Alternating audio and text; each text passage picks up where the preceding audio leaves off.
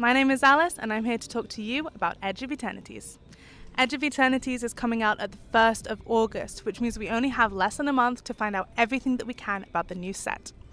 So the new set focuses on a place outside of the multiverse called the Edge. It's a really cool solar system which contains all new aliens, planets, and the most important thing is spacecrafts.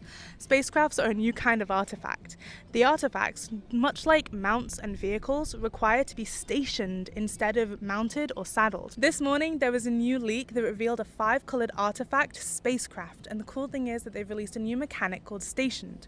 So when you station a spacecraft, you tap creatures and its power adds charge counters to the artifact. When a card, this particular card, has 12 or more charge counters, it becomes an actual space station to play on the battlefield. As well as this new type of card, we also have 2 new commander decks coming out, a counterintelligence deck, which is going to probably be focusing on Blue's most favourite theme, counterspells, and a world redesigning deck that's also going to focus on a very favoured mechanic, landfall and counters. The commander cards for both of these decks are really cool and I highly recommend looking into them. At the heart of the Edge which exists outside of multiverses, which only planeswalkers like you, me, Chandra, and many other cards can visit, is Cythera the Supervoid. Cythera the Supervoid is, unlike our sun, a super black hole, which gets its own card. And the headliner for the entire Edge of Eternities deck is Cythera the Supervoid. When a creature you control dies, you exile a creature a target opponent controls as well.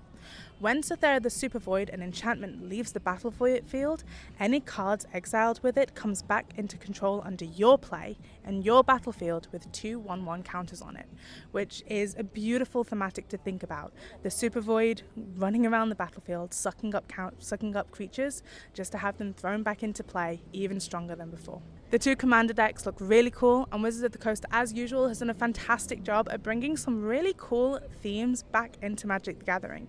Another thing coming back into the set of Edge of Eternities are Shocklands. Shocklands haven't been around since the early 2000s, and while they still exist in circulation and people still play with them, we get them redesigned and put back into the Edge of Eternities set.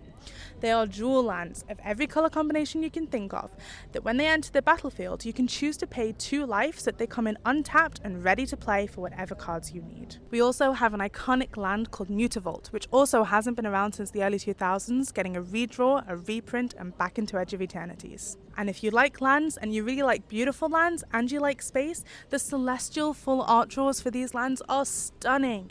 It gives a beautiful perspective of what the Edge can really be, and shows some gorgeous planets. And like a famous quote, or not so famous quote from a Star Wars movie, you couldn't think that there was this much green in the entire universe. In this new set, you've got your collectors, your bundles, your boosters, and everything you need to play in Edge of Eternities this coming August. So, write down what cards you're looking forward to most, keep an eye on the Wizards of the Coast leaks for whatever cards will be released next, and I hope you find that Cythera.